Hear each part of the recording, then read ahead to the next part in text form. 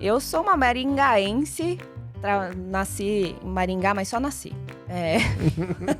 Vim muito nova para São Paulo, então sou só de nascença e paulista de vivência. Não, eles tinham tudo, assim, até investimento em dupla sertaneja. Eu lembro que, na época, esse é muito curioso. Tu negociava contrato de CD? A gente processou o Gustavo Lima. Que isso? E a gente ganhou. Que? Sabe o que eu acho que acontece? Muita coisa foi acontecendo e as pessoas foram dando aquilo como certo. E hoje, se você perguntar, as pessoas falam, não, mas tá na regulação. E aí você pergunta, mas qual regulação?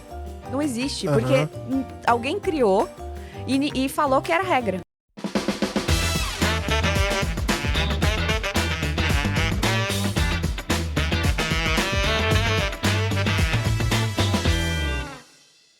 Fala pessoal, sejam bem-vindos aqui a mais um episódio do Let's Open Podcast.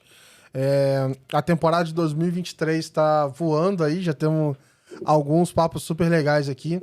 Eu sou o Gabriel Pereira, criador da Let's Open, e trago para vocês aqui semanalmente não só as notícias, né, do que mais foi interessante aqui nessa semana, mas também profissionais que estão construindo um ecossistema. Então, a gente já falou com players de diversos papéis diferentes. A gente só não falou ainda com ninguém do regulador, mas essa meta a gente vai resolver esse ano. Vou dar um jeito, vou ficar lá em Brasília, na porta deles. Vou entrevistar alguém, nem que seja na calçada, mas vai sair esse ano. E hoje, para continuar esse papo, a gente está trazendo aqui a Luísa. Acho que muita gente já do Open Finance já te conhece, já é figurinha aí carimbada nos GTs, nos happy hours também já aparece em vídeo do Happy Hour do Open Finance. Esse eu gosto, hein? Prazer te receber aqui, Luísa. Obrigada pelo convite. Aqui é uma honra ter recebido esse convite e sentar nessa cadeira que outras pessoas tão queridas e renomadas aí sentaram. É um prazer. Vamos bater esse papo. Boa, obrigado. Bom, eu quero seguir aqui a tradição e começar sabendo quem que é a Luísa, sem falar de trabalho, assim. Quero conhecer um pouco da sua história também. Nossa, que difícil. Acho que passa aquela imagem, né, de volta, rebobina tudo, a fita para ver quem é a Luísa. Bom, eu sou uma maringaense, nasci em Maringá, mas só nasci. Vim muito nova para São Paulo, então sou só de nascença e paulista de vivência. Sou advogada de formação, apesar de lá atrás meu objetivo era ser diplomata. Eu queria trabalhar... Ficar viajando, né? Eu queria, óbvio, queria lá ser o Sérgio lá, que tem um filme bem legal, e ficar andando nas diplomacias da vida. E aí eu cheguei a fazer algumas tentativas. Parece que é insano, né? O negócio... É insano. A prova é bizarra, assim. E eu fiz um tempo de relações internacionais, mas aí quando eu descobri qual era o processo... Qual que era a prova? Ai, não, desisto. E eu tinha na cabeça que eu tinha que fazer 3 faculdades, assim. Era uma coisa muito... Eu sou uma pessoa muito curiosa, muito. E eu acho que isso determina muito do que eu sou hoje. E lá atrás, isso já dizia um pouco do porquê que eu falava, não, eu preciso fazer 3. Você queria fazer 3 ao mesmo tempo? Ao mesmo tempo. Eu tive essa pira um pouco em determinado momento, que é engraçado. A gente me parecia na época que eu queria achar uma forma de me esforçar mais e achava que esse era o caminho. Vou fazer 2 aqui ao mesmo tempo e tal. Alguma coisa aconteceu que eu não fiz isso, mas passou pela cabeça, assim. Né? Mas é coisa de, acho que adolescente, não sei. Meu pai dizia que eu tinha que seguir os negócios da família e tal. Ele tinha uma rede de franquias na época. Eu falei, tá bom, então eu vou fazer administração. E aí era mais pra agradar ele, não que... Imagina, nunca fui boa com números. Administração é muito boa, é só lazer. Pois é. E eu até falei pra ele, eu vou fazer então FAAP. Ele olhou pra minha mãe e falou assim, acho que ela precisa de um tratamentinho aí. Ele queria que eu fizesse só GV. Enfim, aí eu entrei lá em Relações Internacionais, vi mais ou menos como que era o esquema, falei, quer saber? E a outra faculdade que eu queria fazer era Direito. Eu tive aulas de Direito na Faculdade de Relações Internacionais e falei, então eu vou fazer. Fiquei 1 ano sem ninguém saber. Só minha mãe sabia que eu tava fazendo Que cursinho. Caraca. Tranquei a faculdade. E aí fui lá e passei na faculdade e falei, então vamos lá, virei advogada. Do nada. Olha, eu já vi fazer muita coisa escondida, agora estudar não é nova pra mim. Pois é. E desde então eu tô nessa toada aí, tentando ainda, acho que, entender o que é, né, a profissão de hoje em dia. Acho que ninguém... Igual na série, né? Só glamour e tal. Super. Pô, eu já coisa... pensei em fazer direito depois de ver Suits. Passou pela minha cabeça quando o primeiro vestibular eu tentei foi pra direito. E graças a Deus deu errado, assim, porque eu acho que eu não presto atenção em detalhes, tem um monte de coisa lá que eu não ia funcionar. Mas eu acho que deve ter uma geração de pessoas em direito agora por conta das séries. Porque dá uma sensação de que é tipo um show, assim. É o caso, você entra, aí um joga um calhamaço de papel no outro, ele só lê 2 linhas e já tem a conclusão. Dá uma sensação de poder, assim, né? De tipo, nossa, advogado, tem a OAB, não, então fica, né? Né, mas não é nada disso. E na faculdade eu quis ser tudo também. Quis ser juíza, quis ser promotora pública, até eu ir testando e vendo. Eu fui lá no tribunal. Nossa, gente, é horroroso, assim. Não recomendo.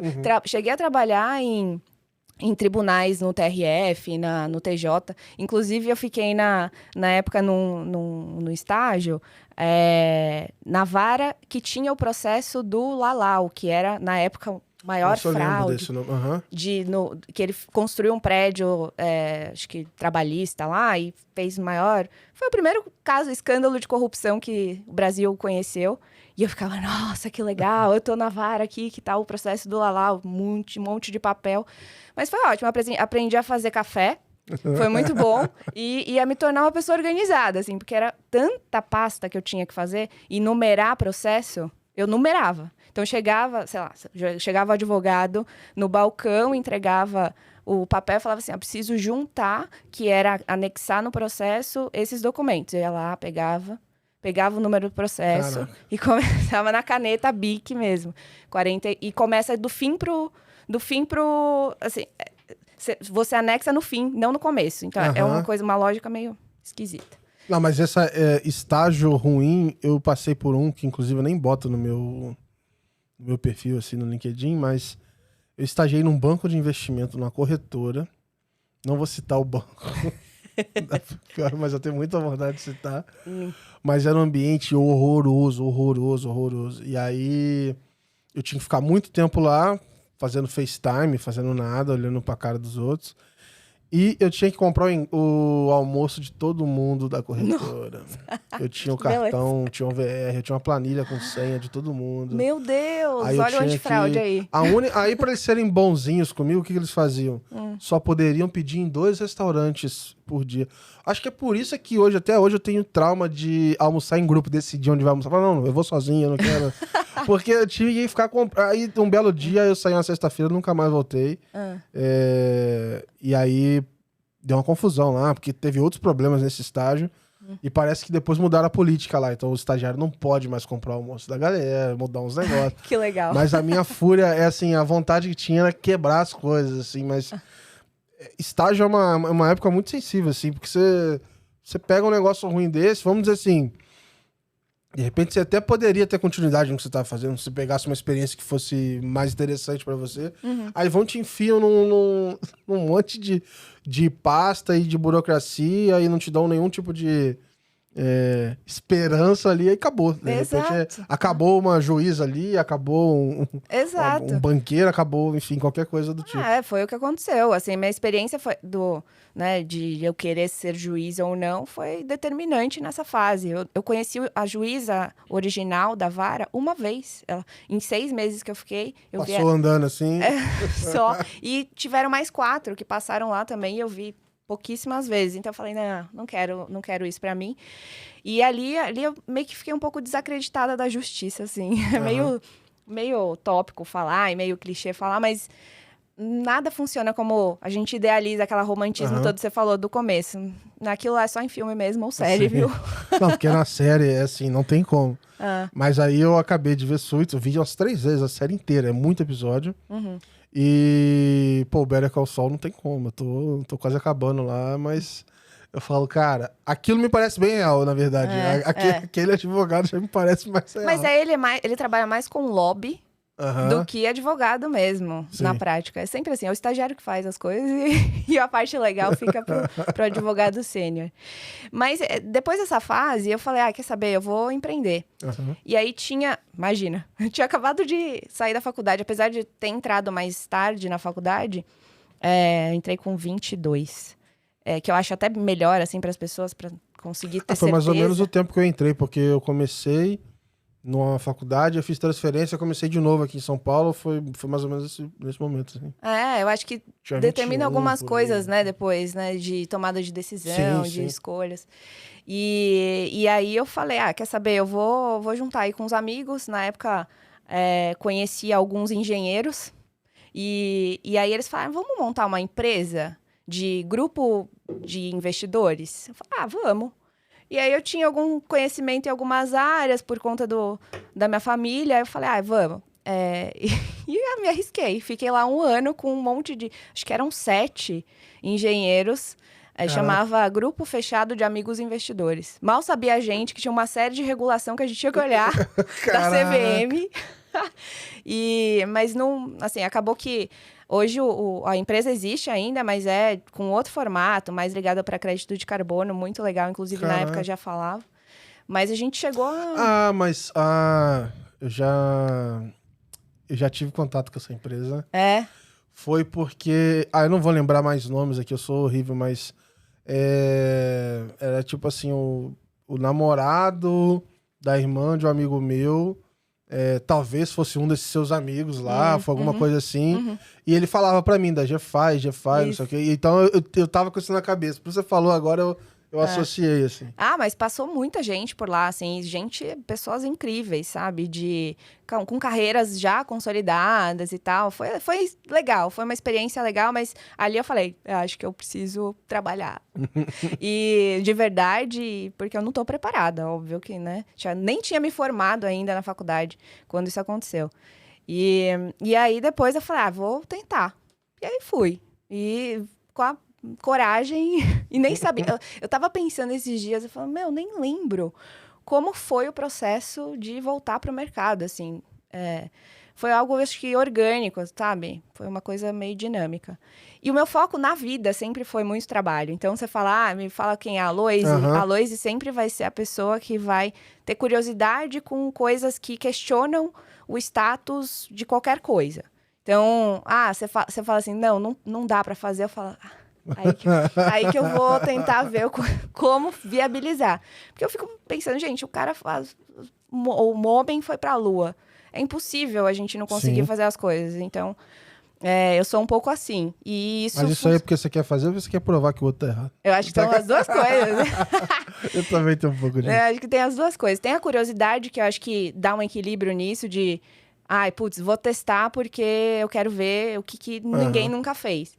E também o provar que alguém estava errado. Isso porque eu tenho essa...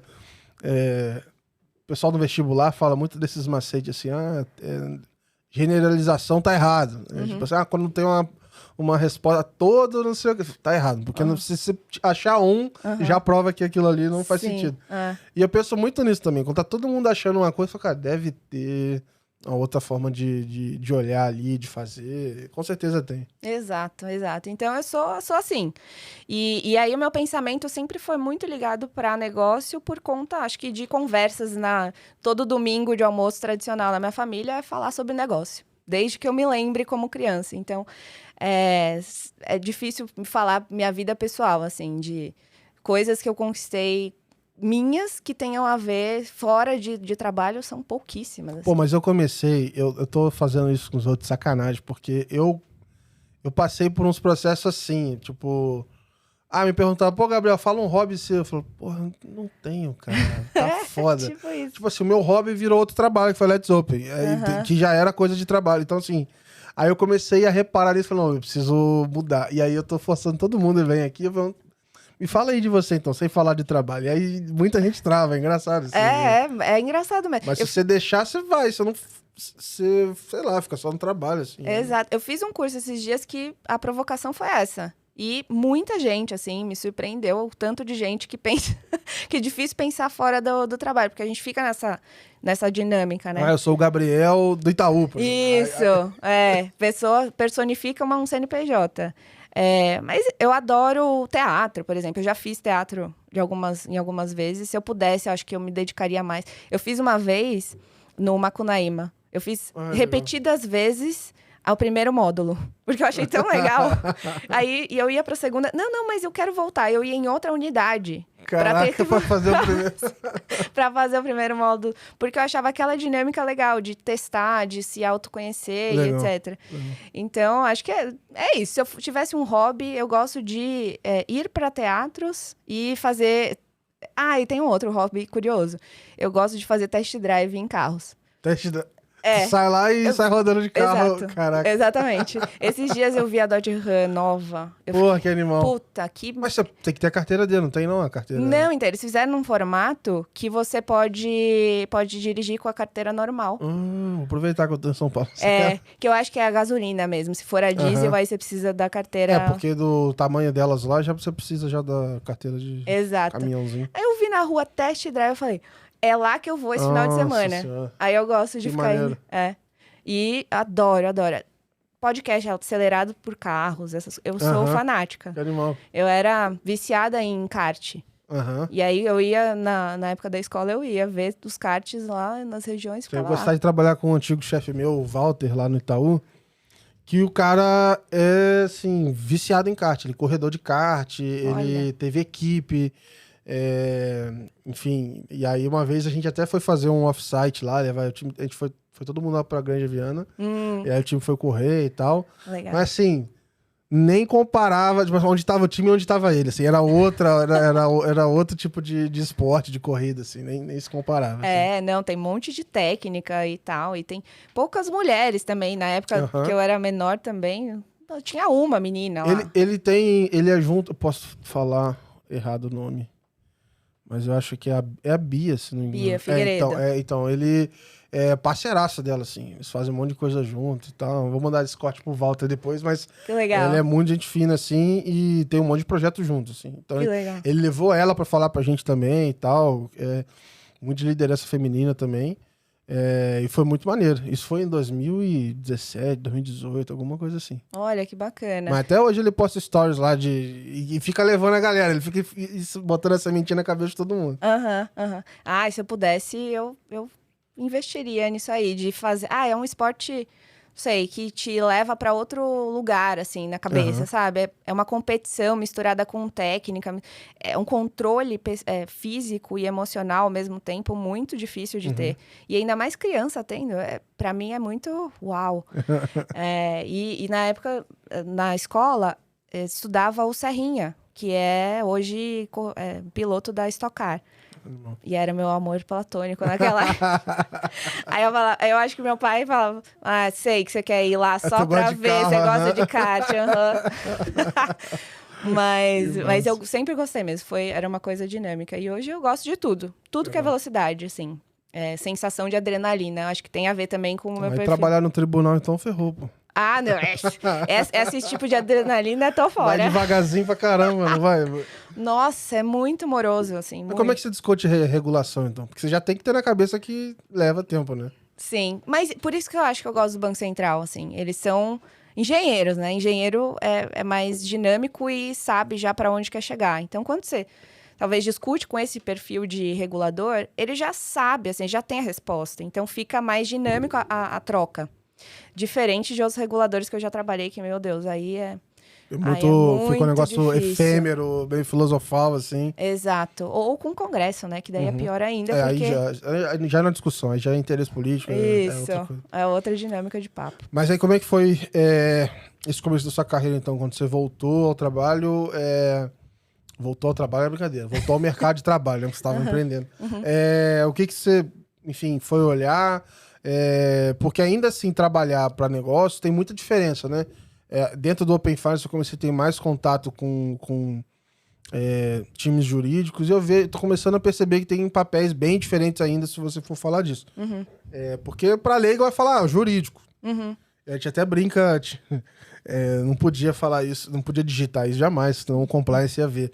Mas a gente brincava que era o prevenção a negócios, jurídica fazia prevenção a negócios, porque inventava sempre alguma regra lá. Puta, antes de passar por lá, vamos tentar aqui sem... Vamos falar com todo mundo pra quando chegar no jurídico não ter jeito, ele vai ter que aprovar porque... O pessoal tá querendo e já era. Era toda uma articulação, né? Eu sei como é. Porque se for neles primeiro, já te desanima. Aí você já vai falar não. Veja bem, não é bem assim, tem que analisar não sei o quê. Falar, bem assim mesmo. No começo da carreira em mercado, empresa mesmo, eu trabalhei numa empresa familiar que, lá, tive acesso a várias indústrias, assim. Desde indústria de extração de minério. É uma indústria familiar, então eles realmente queriam estar em vários lugares. Mas o foco era papel e celulose. Eles tinham uma fundação, então o meu primeiro trabalho foi ligado você fala empresa familiar, parece, empresa da minha família.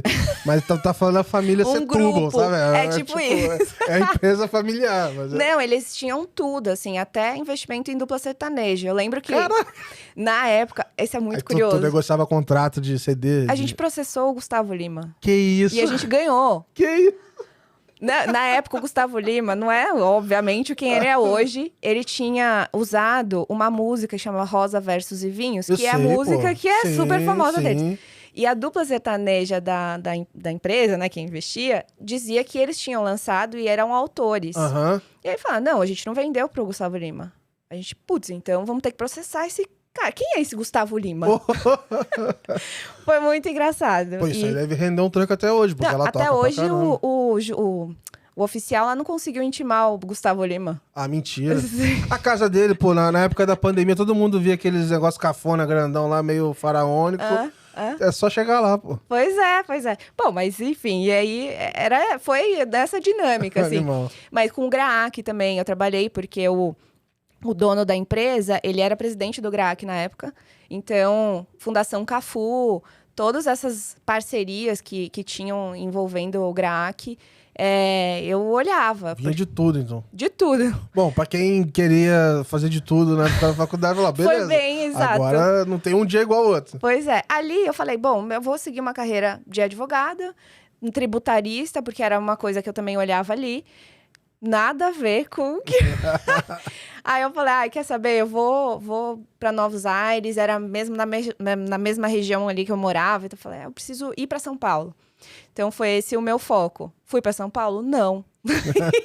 Encontrei uma empresa ali em São Paulo mesmo, ali em Alphaville mesmo, que é de voucher de benefício. Eu tinha ideia o que era isso, eu não sabia. Eu recebia aquele papel, né, na época. O papel de vale-refeição, que era... Não cheguei a receber papel de vale-refeição. Você não recebeu? Aquelas carteirinhas, assim, que era R$5 cada papel. Nossa, não. Eu lembro da época na minha cidade tinha vale transporte meio assim. Que você descartava esse eu lembro. E fazia fila pra ir lá retirar, e era uma confusão. Era bem isso. Mas, enfim, fui lá me arriscar no jurídico da Alelo. Foi o primeiro trabalho como advogada mesmo.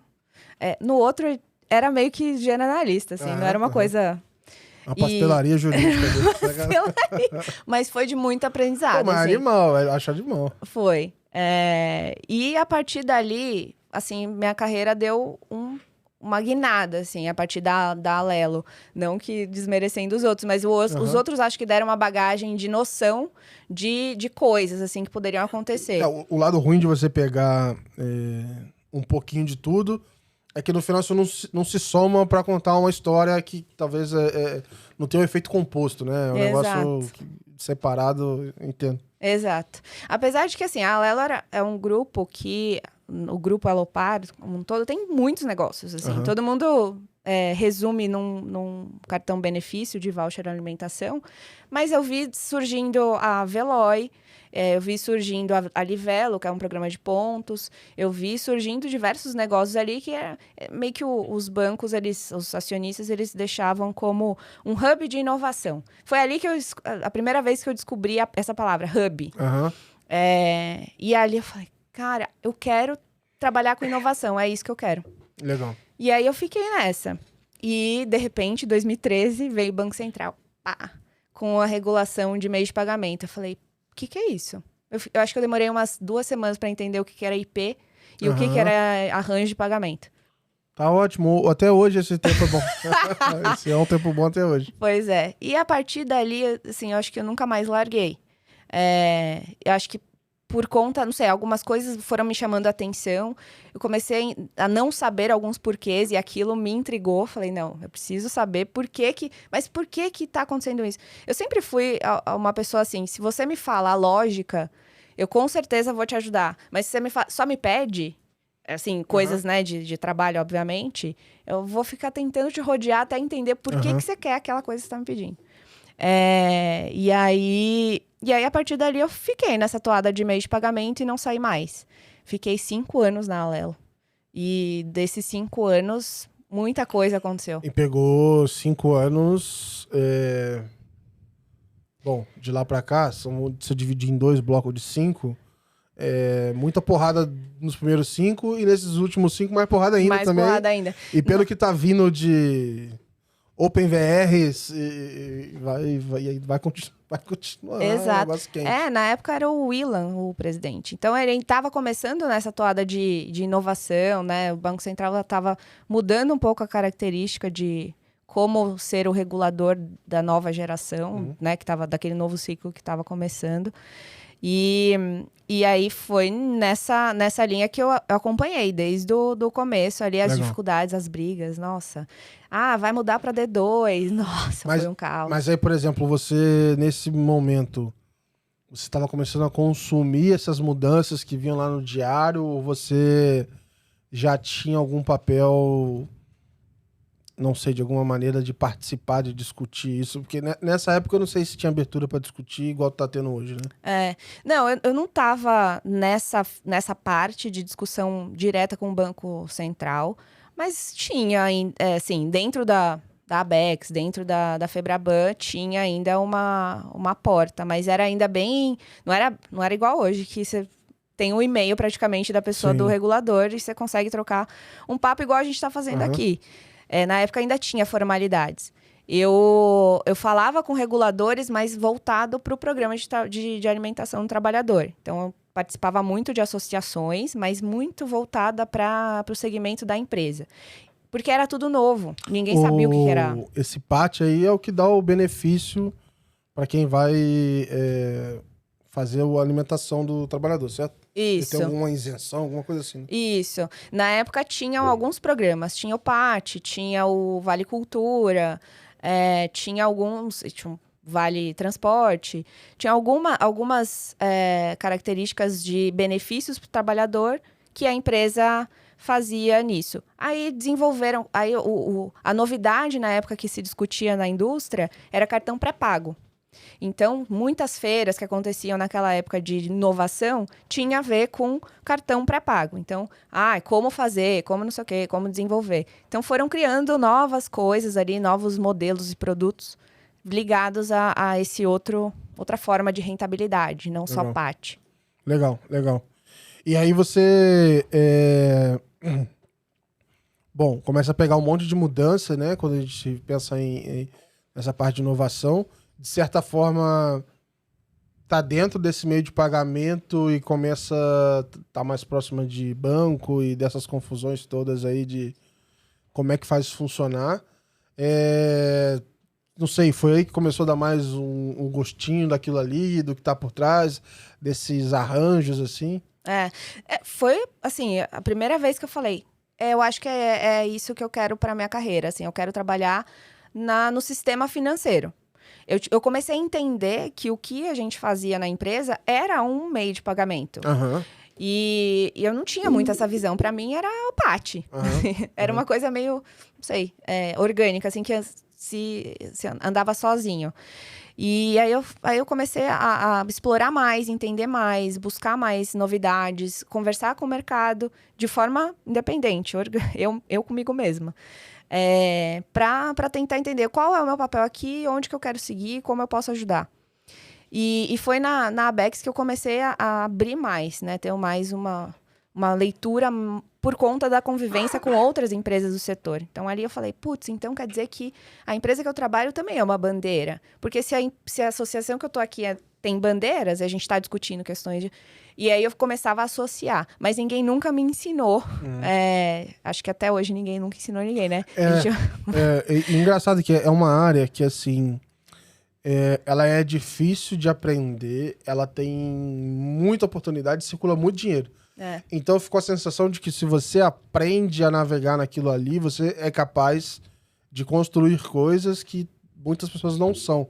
Então isso te dá muita oportunidade na vida, assim, Sim. porque, enfim, sei lá se deveria ser menos complicado ou não e tal, mas é um emaranhado que é muito difícil de navegar, e foi o que você falou, não tem um livro, assim. Não. Eu passei um tempo no ano passado para entender como é que funciona a liquidação de recebíveis de cartão de crédito e por que enfim, por que não tava... A 4734 não estava funcionando direito e o que deveria ter acontecido na verdade ou não. Qual que é a alternativa? Porque tem muita gambiarra. Já que se eu fizer assim, assado, será que vai? Aí você tem que passar e ver se acontece. Sim. E meio que assim, ninguém vai te falar que pode ou não pode. Meio que você tem que tentar e ver se funciona. Óbvio, né? Tem que estar dentro juridicamente tem que estar tudo ok, mas você tem que ir lá e testar. Se parar de pé, aí você segue sua vida. Assim. Sabe o que eu acho que acontece? Muita coisa foi acontecendo e as pessoas foram dando aquilo como certo. E hoje, se você perguntar, as pessoas falam, não, mas tá na regulação. E aí você pergunta, mas qual regulação? Não existe, porque alguém criou e falou que era regra. Alguém falou no podcast aqui pra mim, eu vou guardar isso. Isso vira a história das vacas sagradas na Índia. Tu sabe por que elas são sagradas? Não. Então ninguém sabe, tipo... mas é a vaca sagrada na Índia. É tipo isso. E aí fica nessa aí também. É bem nessa... Eu guardei isso na cabeça agora, vai ser difícil esquecer. Mas é muito, eu acho que é por isso que é muito difícil você questionar a dinâmica do que existe hoje. Porque quando você vai questionar, vem 1 trilhão de pessoas tentando defender aquilo que falaram pra ela, ou ela acredita muito que é aquilo e ponto. Então fica nesse looping o tempo todo. Enfim. E até perdi o que a gente tava falando. Não, porque a gente tava nesse período ainda dentro da Alelo. E aí eu queria até entender nessa fase aí, então, como você fala assim, beleza, descobri que o sistema financeiro é onde eu quero continuar e tal. Como é que foi ou em que momento que você começou a ouvir de Open Bank? Acho que Pix deve ter entrado naturalmente aí no meio desse caminho, mas quando é que essa agenda de inovação nova aí da BC Hash apareceu assim na sua vida? Depois que eu saí da Alelo, que eu recebi alguns convites para, enfim, outro banco, eu falei, acho que eu não quero banco, não. Eu queria sair da indústria, acho que mais consolidada e tradicional naquela época, para questionar muitas coisas em mim mesma, assim, de, putz, eu quero estar num ambiente onde tudo é incerto.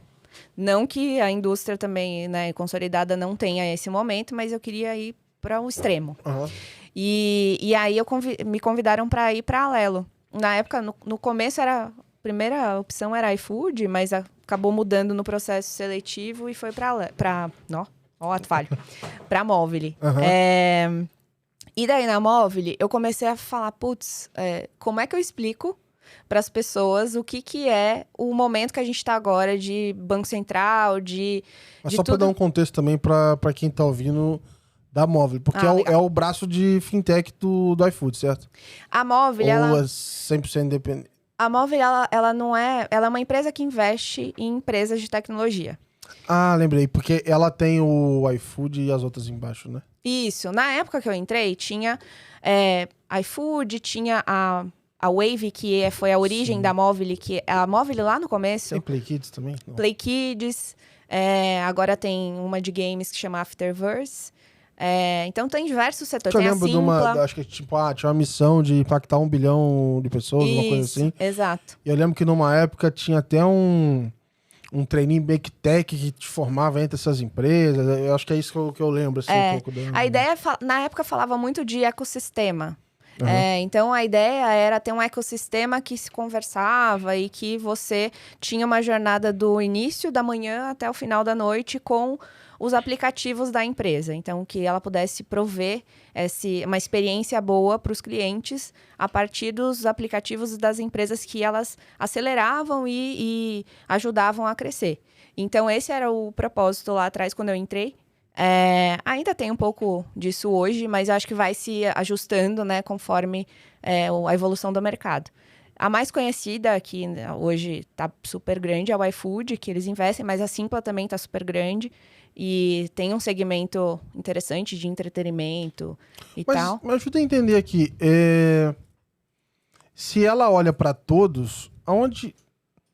Por exemplo, a parte de pagamento tá nela? Então, na época que eu entrei... Ou tinha, tipo, Movile Pay? Tem a Movile Pay, que ela surgiu 8 meses depois que eu entrei. E o Tá objetivo... qual que era o porquê, né, da minha contratação na Movile? Surgiu Tô falando Movile, força do... do hábito. Surgiu uma regulação da época do Banco Central de liquidação centralizada, que todos os recebíveis de cartão tinham que passar pela CIP na época, né? A Câmara Interbancária de Pagamento, que hoje tem outro nome. É a Nuclea agora. Mas já era, quem fala CIP vai falar CIP. É CIP, pra mim sempre vai ser CIP.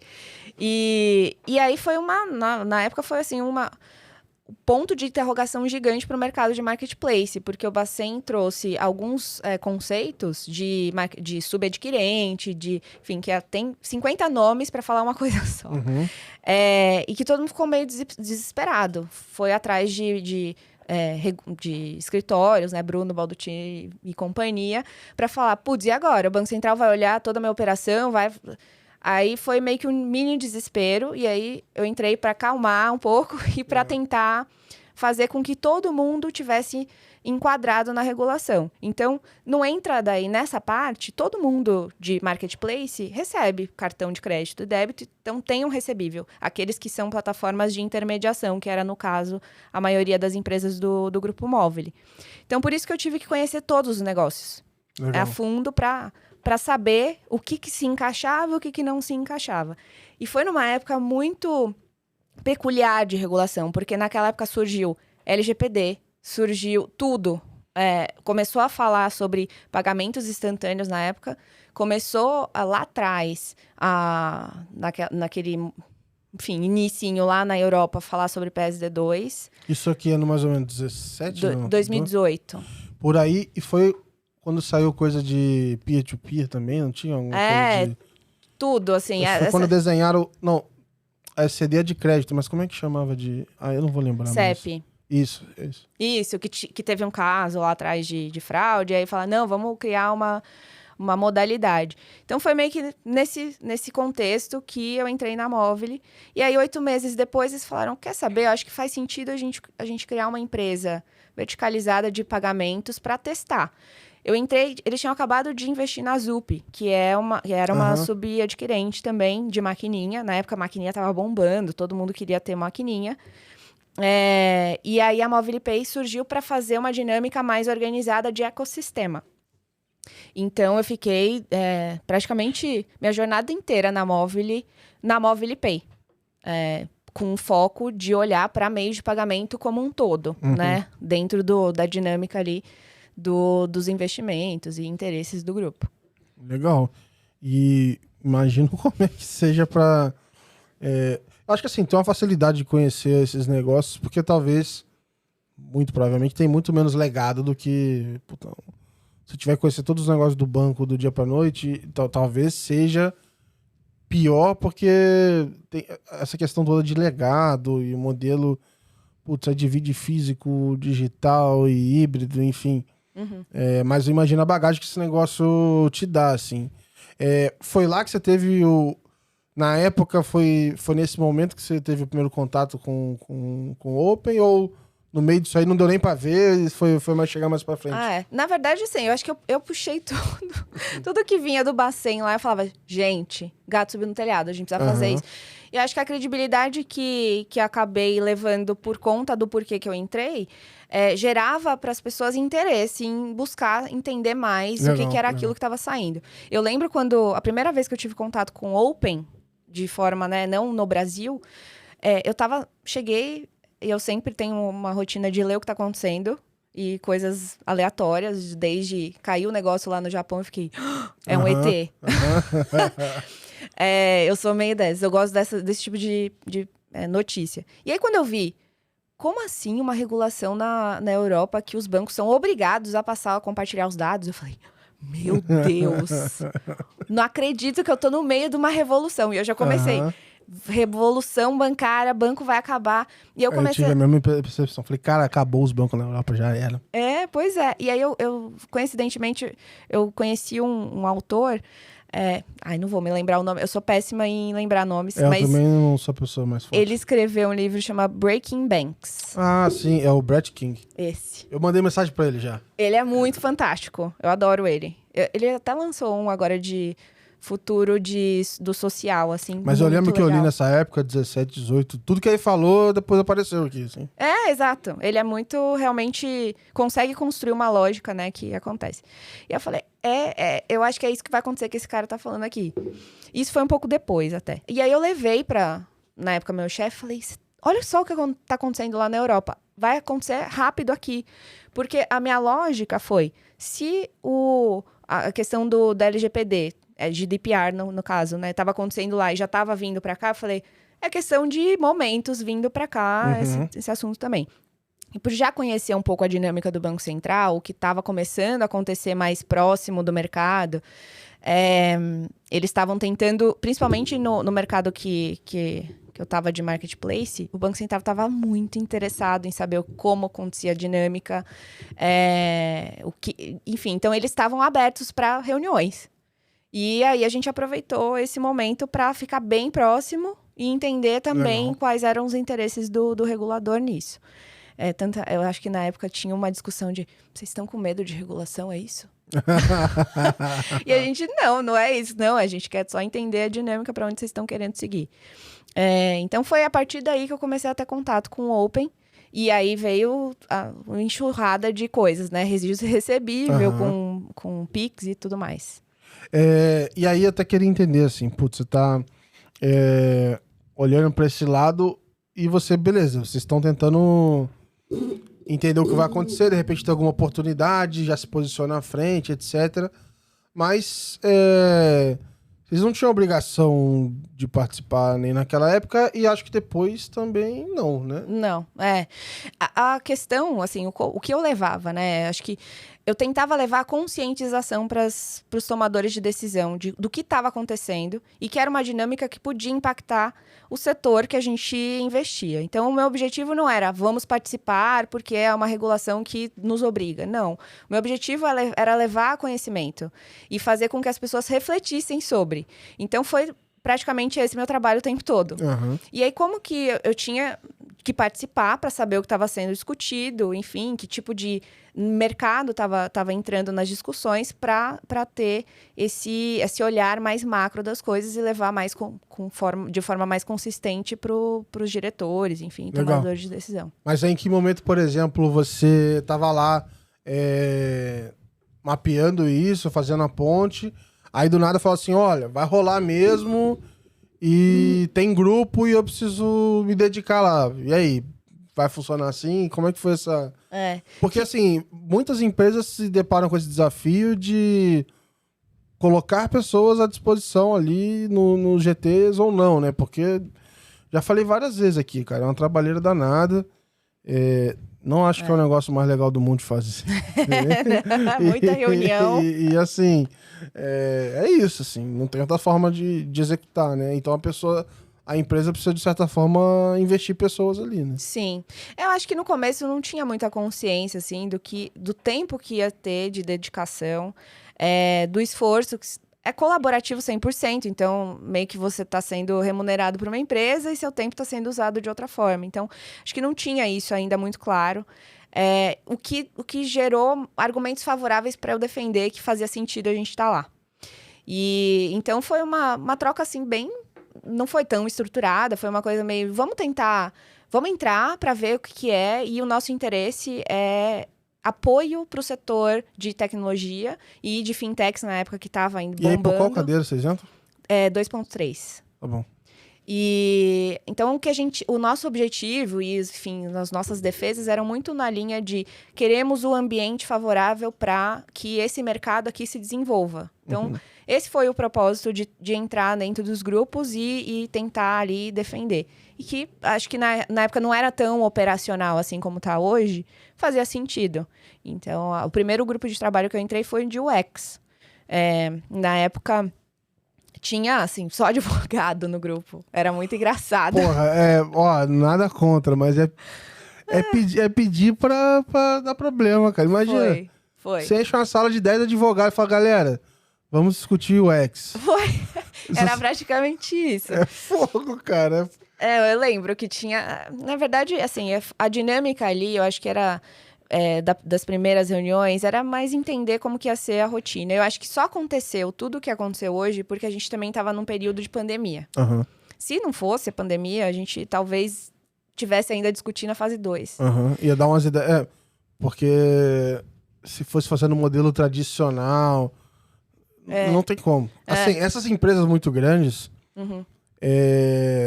não sei como que elas funcionavam antes. Eu fico pensando assim. E tipo assim, não faz muito tempo, né? Tu fala assim, pô, já trabalhei lá em 2019, 18. Eu fico me lembrando assim, como é que funcionava, cara? Pois é. Eu também fico pensando assim... Porque o que tinha de call no Zoom com 100 cabeça e... Impossível isso funcionar antes. Exato. Tem uma história, um parênteses aqui, foi engraçado. Quando eu comecei a trabalhar na Móvel, meu pai e minha mãe olhavam pra mim e falavam assim, ai meu Deus, acho que minha filha não tá... Ela tá desempregada. Porque eu ficava trabalhando de casa. E isso nunca tinha acontecido. E eles não entendiam a dinâmica. E aí eu falei, não, mas eu tô trabalhando. E minha mãe achava que eu tava em casa, eu tava disponível. Boa, Ai, foi um mini caos. Não, mas isso acontece até hoje, assim. Porque eu trabalho de casa, minha namorada trabalha de casa. E aí, sei lá, às vezes minha mãe aparece lá na porta, lá, achando, sei lá, como... vem cá rapidinho, então. Mas eu acho que nem eu entendia muito bem a dinâmica. Eu só falava, tá bom, então vou trabalhar aqui de casa, tá tudo bem. Acho que o que eu gostei era essa liberdade, assim, a autonomia que eles me deram sempre. Mas só retomando, eu acho que teve um momento no Open que não existia ainda nem a definição do que ia ser. Tipo, grupo de trabalho, nem nada. Começaram a rolar algumas reuniões na Febraban. E eu lembro que a gente tentou ali antecipar, assim, porque estava ainda num processo, né, de olhar como que vai ser a governança. O Banco Central soltou a normativa com um prazo lá, acho que de 180 dias para se enquadrar e já começar, enfim, a rodar. E todo mundo ficou, tipo, claro que não. 180 dias não vai dar. Todo mundo 5 bancões. E a gente... É aí que a gente vai entrar contra. Não, dá sim. E aí foi. E aí tiveram algumas reuniões, eram ótimos almoços. que aí tentava... A ideia era tentar organizar ali o fórum. Ali era meio que o conselho deliberativo que é hoje, assim. Aí, olha só como a gente tinha meio... Enfim, a gente estava se achando a última bolacha do pacote. Aí o Banco Central, acho que deu uma adiantada e falou, não, acho que não, vou já fazer isso. E aí ele soltou aquela norma das cadeiras, que também foi outro processo super... também quero participar, como é que você me tira? Foi um negócio de ego de associação ali. Porque no mercado de tecnologia tem muita associação, né? Sim. Aí fica difícil definir... Se for colocar todo mundo ali... Exato. Mas aí um monte de gente às vezes vai brigar pra tá e não vai. Falar, você quer vir mesmo? Então faz o seguinte. Passa aí um mês, aí depois a gente conversa de novo. Exato. Já tiveram algumas situações assim, e aí todo mundo... nossa, eu não sabia que era esse tanto de reunião. Deixa quieto. Enfim, aí eu fui... eu mesmo agora, no final do ano, me botaram na parada lá, eu falei, porra... E o pau quebrando, eu falei, cara, pra eu conseguir participar disso aqui... contribuir de fato, eu vou ter que me preparar e fazer não sei o quê, blá, blá, pra eu vir. Vai me dar mais trabalho ainda. E aí você começa a priorizar com outras coisas e fala assim, para mim não faz sentido, eu não consigo. É assim, eu acho que a dinâmica, muita gente, e às vezes a gente nem sabe quem a gente tá falando, assim, agora que tiveram os eventos... Eu só ouvi as vozinhas, só nem vê reparava a de onde voz, pois é, e você fala, nossa, é você que é fulano, é você que não sei o quê. E ninguém abre a câmera, né? Então Não. fica por isso mesmo. Porque ninguém quer falar o que tá fazendo ali, né, junto com a reunião. Mas, enfim, são reuniões bem longas, né, de 1h30, 2 horas, e na época eu tinha 2 grupos, depois que eu saí de UX, que eu falei, gente, aqui tá errado, eu não tenho que estar nesse... É super legal os assuntos, mas eu tô fora de poder contribuir. Eu não tenho ideia de como é a jornada, como escrever, quem é a persona. Pra mim, persona é, sei lá, quem é a persona. Aí você ficou em qual mais? Aí eu entrei no GT de PRC, que é o de Compliance e Políticas. Maneiraço esse. Que todo mundo acha que é o juridicão, né? Jurídico do Open Finance. Nossa, é cada coisa que... Enfim, Deve que a gente ser não pode falar. maneiraço. Deve ser... Não, a gente pode falar, não tem problema nenhum. Só tá gravado. Não, tinha discussões. Porque todas as reuniões, não, né, se você falar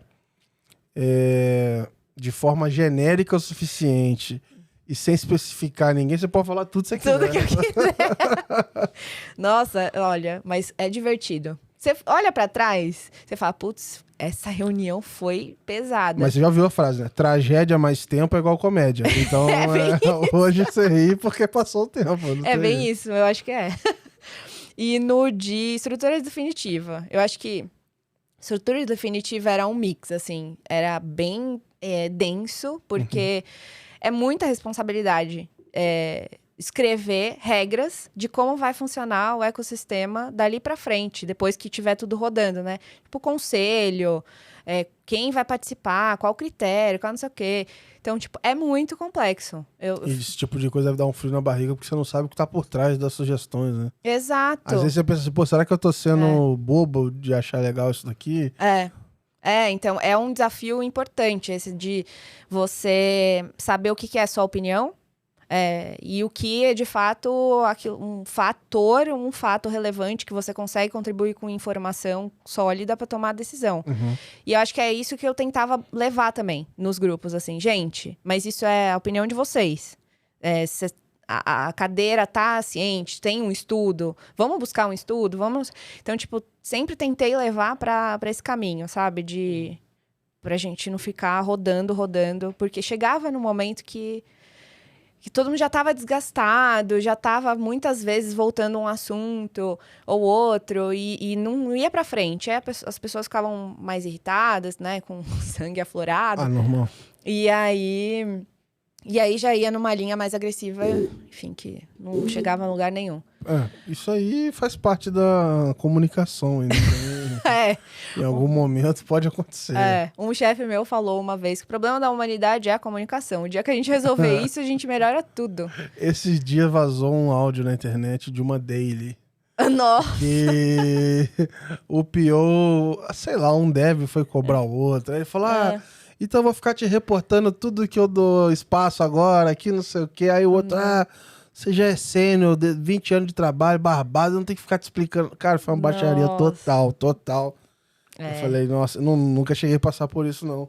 Mas certeza que já tava na mente de todo mundo, às vezes, na reunião. Tá todo mundo pensando em se xingar e o bem social faz com que a gente não chegue nesse ponto. Exato. Assim. Eu não tive experiência, assim, com reunião gravada, com essas coisas assim, mas em e-mail... às vezes você fala, puta, o fulano não sei o que chato. E aí o fulano tá no e-mail. Aí copiou errado. Isso era de praxe. Eu vi bastante coisa aqui no podcast. Eu entrei nesse assunto esses dias também, não sei porquê. E aí a pessoa me contou que tava tendo uma reunião e aí com parceiro, assim. E o pessoal não tava rendendo. Ele foi e escreveu assim, esses caras aí não sabem merda nenhuma do que estão falando. E tava tudo na tela. Nossa! E o pessoal ligando pra ele. Porra, desliga isso aí, fecha isso aí.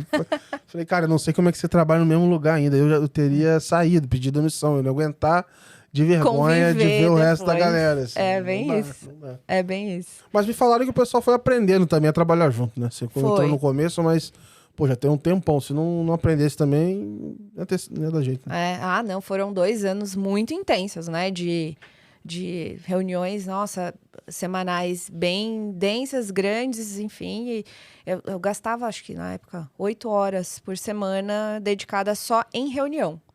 Sem contar, né, no extra, porque não é só a reunião, você tem que se preparar para a reunião, você tem que ler os documentos depois para aprovação. Devolve pro pessoal para discutir. Exato. Alinha na cadeira e tem a reunião da cadeira. Então, tipo, é uma dinâmica bem intensa. E aí eu comecei a perceber, falei, eu sozinha não vou conseguir. E aí eu comecei a defender que faria sentido nas empresas ter um representante, até porque eu ficar só como mensageiro, eu posso filtrar informações importantes. E eu falei, e eu tenho outros grupos de trabalho também, de segurança, de prevenção à fraude. Então eu ter ido no final do ano foi culpa tua. Foi. Você fez isso aí, puxou todo mundo. Não, mas eu digo da empresa lá, do bom. Grupo Móvel. Calma, tô não tem esse poder todo, não. Você passou todas as empresas agora. Imagina. Você jogou umas 40 pessoas pro buraco agora. Seria interessante. Não tem esse poder, não. Não, foi um trabalho de formiguinha, de convencimento. E aí eu consegui, as pessoas lá das empresas, cada empresa cedeu uma pessoa, e aí já foi mais consciente. Aí foi já com esse olhar de, olha, você sabe que a pessoa, principalmente de tech, que o tempo é ouro, essa pessoa não vai ficar olhando isso aqui, vai, né? Enfim, estão lá até hoje. Então, tem gente de algumas empresas que achou que fazia sentido acompanhar, mesmo agora, mesmo não participando, mesmo não tendo obrigatoriedade, mas os parceiros têm. Então, sei lá, faz uma parceria com um banco que vai lá na frente ter uma operação ligada ao Open Finance. Eu vou precisar de desenvolvimento meu aqui, de alguma forma. Então, é um pouco nessa dinâmica do porquê que as pessoas ainda estão lá nas discussões. Que eu acho que a gente não consegue ficar limitado numa caixa só. Né? Open é tudo. E vai refletir e respingar em diversos setores. Teve algum momento, alguma discussão, alguma melhoria que você pensou assim, putz, se a gente perder isso aqui, vai ferrar o troço todo. Ou se isso aqui passar, vai melhorar muito. Não sei, teve algum momento que você pensou nesse vai ou racha, assim? Ai, tem. Até hoje, nada foi definido ainda, que é a iniciação, né?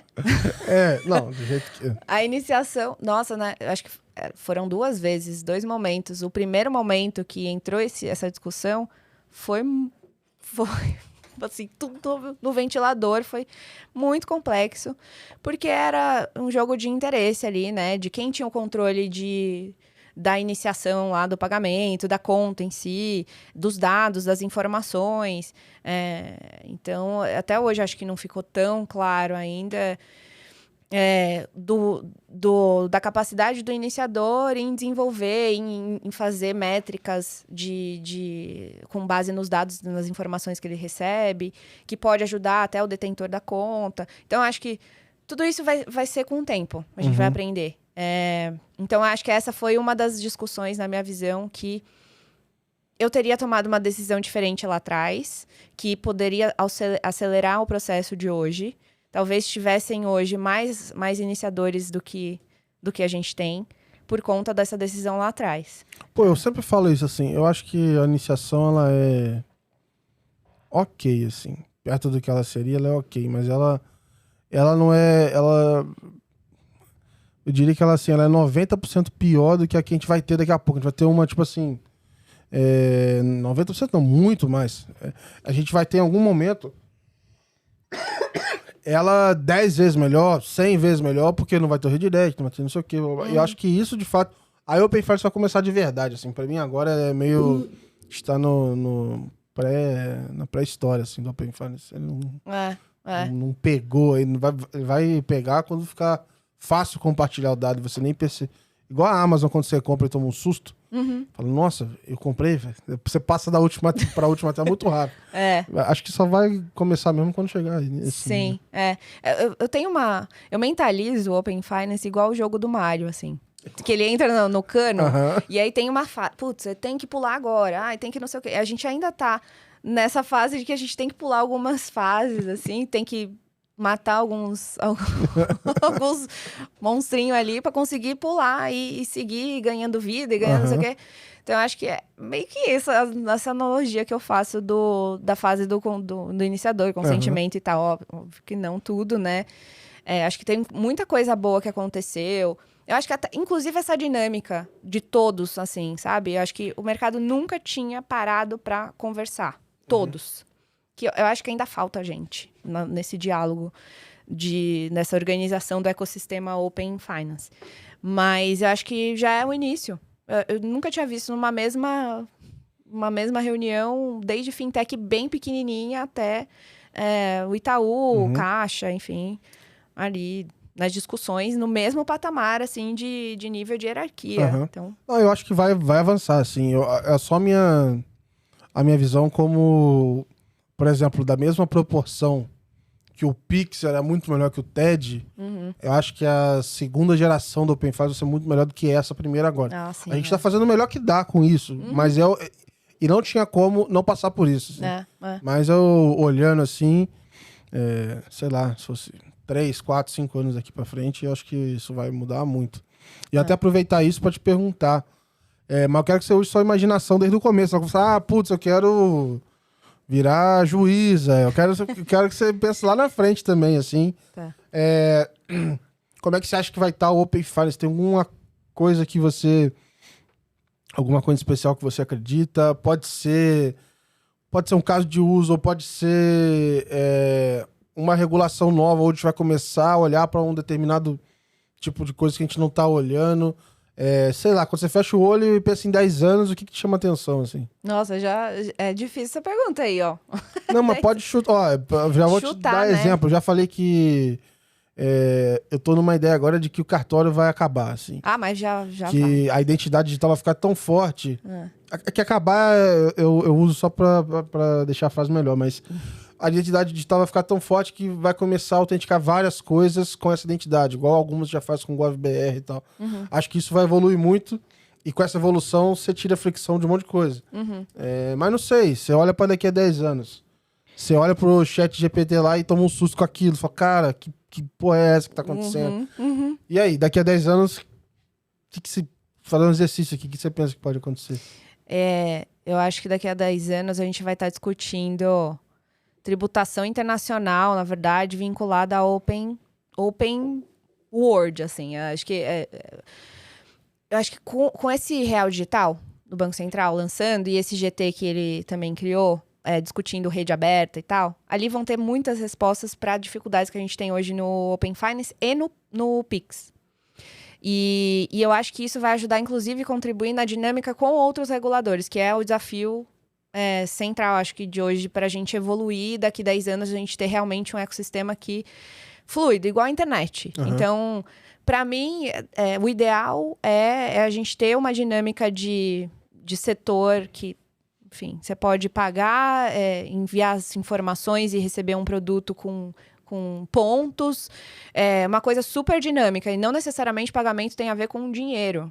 Então, eu acho que quando a gente conseguir chegar numa organização que a gente entende que o pagar é só honrar uma obrigação de um para o outro, e não necessariamente tem a ver com uma moeda, né, física, no caso é física, mas vai ter digital daqui a pouco, a gente vai conseguir destravar algumas coisas. Então, minha ideia de futuro é essa. Ter uma dinâmica super fluida de tudo com tudo. Legal. Então, se eu quiser te pagar com o meu celular, isso vai valer e eu posso fazer via Open alguma coisa, que eu não sei nem se vai se chamar Open Finance. Legal.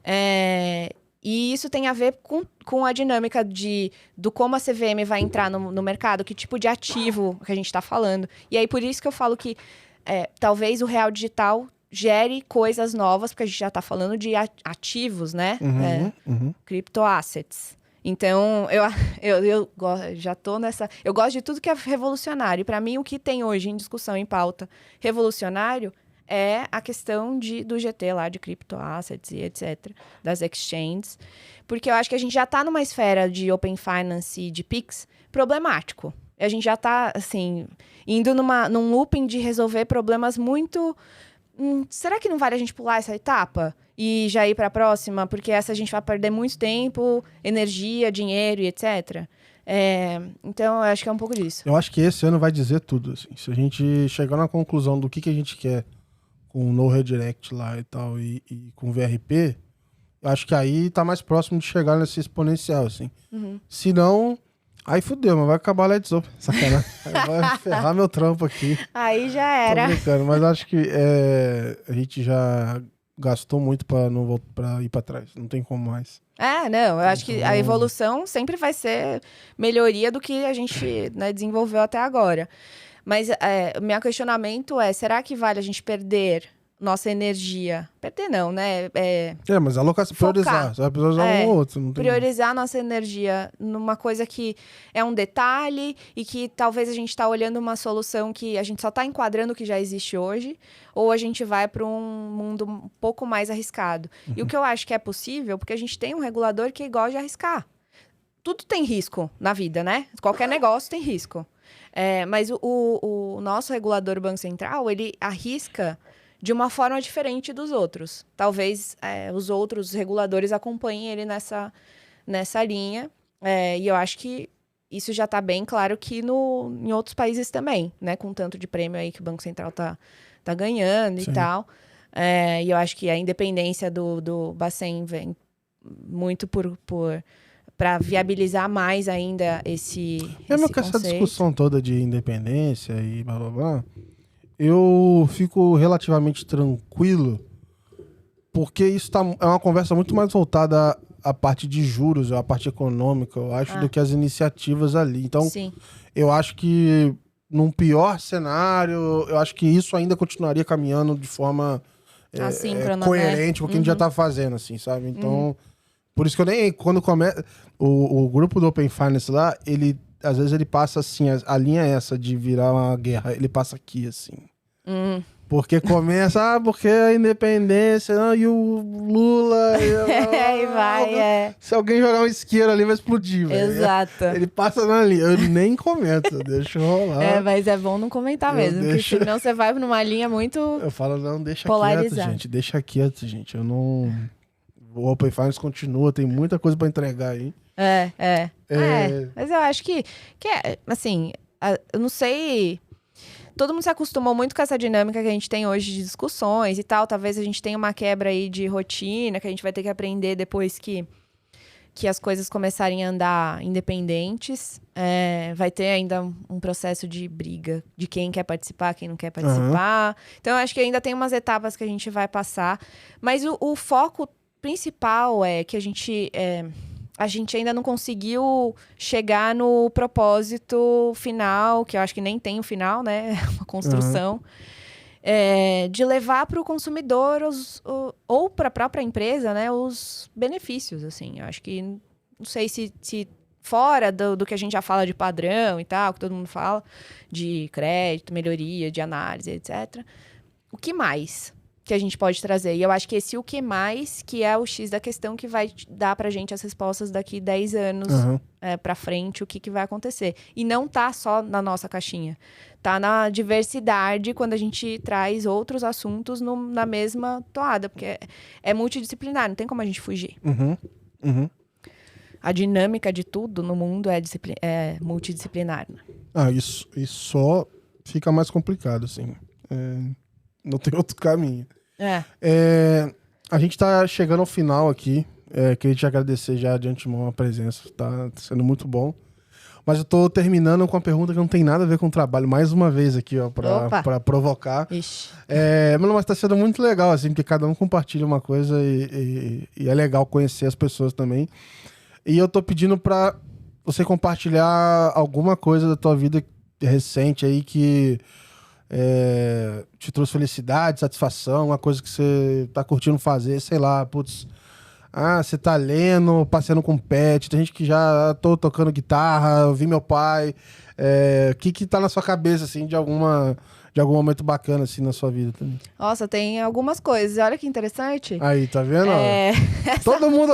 Geralmente o pessoal reclama, né? Mas parar pra pensar, assim, com calma, eu sempre acho, assim, que coisa boa. Eu me encontrei... Eu juro que eu não quero ser uma pessoa chata, né? Que só fica falando disso, mas eu me encontrei na yoga.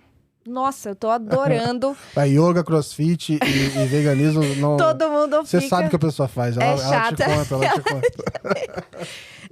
Nossa, é bem difícil isso, porque difícil as pessoas, né, se equilibrarem, né, no próprio corpo. Enfim. Tô lendo bastante, então tracei uma meta que vou ler coisas que não são de trabalho. Justamente pra não ficar focado naquele negócio. Não, você precisa ler esse livro aqui, 10 conceitos de melhor profissional do mundo.